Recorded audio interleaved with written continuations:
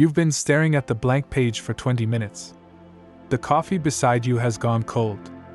That report is due tomorrow, but inspiration hasn't struck. You check social media, read the news, organize your desk, anything to avoid starting without that perfect spark of motivation. The truth about motivation is counterintuitive. We think we need to feel inspired before we act, but psychology shows the opposite happens. Action creates motivation, not the other way around. James Clear, author of Atomic Habits, calls this the motivation myth. He argues that waiting for motivation is like waiting for the stars to align. It rarely happens on its own. Think about the last time you dreaded a workout but felt amazing afterward. Or when you procrastinated on a project until the deadline forced you to start, and suddenly you found your flow. The pattern is consistent. Action precedes motivation. This pattern appears throughout history. Ernest Hemingway didn't wait for the perfect moment to write.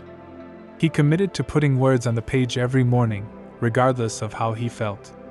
Mozart composed daily, even when uninspired. Their secret wasn't constant inspiration, it was consistent action. Your brain works like a momentum machine. Newton's first law applies to psychology too. Objects and people in motion tend to stay in motion.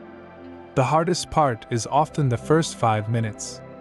A study from the University of Chicago found that once people start a task, they experience less mental resistance than they anticipated. The researchers called this the getting started effect. Your mind creates more friction before beginning than during the actual work. Think of motivation like a muscle that grows stronger with use. Each time you push through resistance and take action without feeling motivated, you're training your brain to recognize that the initial discomfort is temporary. Mihaly Csikszentmihalyi's research on flow states reveals that deep engagement typically comes after you've been working for a while, not before you begin. The state where time seems to disappear and work feels effortless happens about 1,015 minutes into focused activity.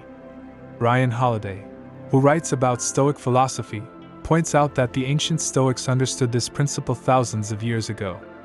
They emphasize that virtue comes from action, not contemplation. Marcus Aurelius wrote in his Meditations, "Waste no more time arguing about what a good man should be. Be one."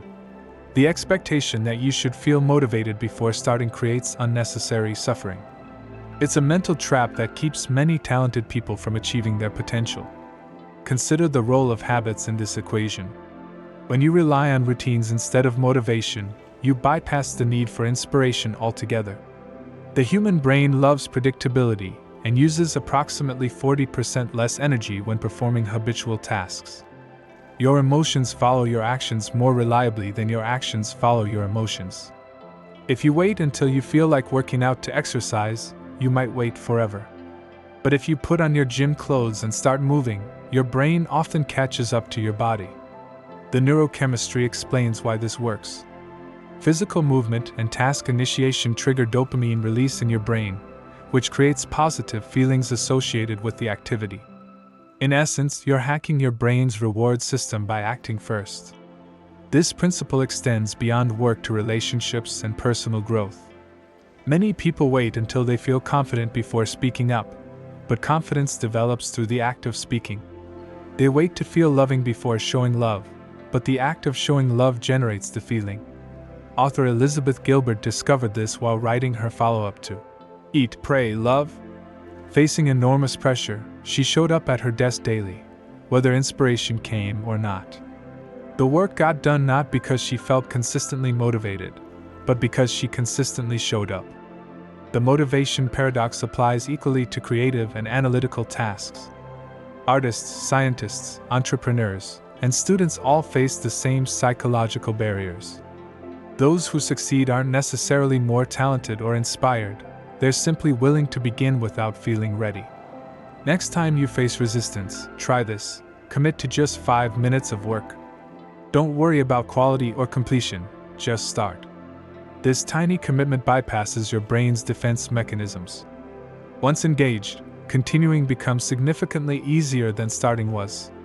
The wisdom is ancient but still profound. Don't wait for the perfect feeling to begin. Perfect feelings rarely arrive uninvited. Begin the work, and let motivation catch up with your actions.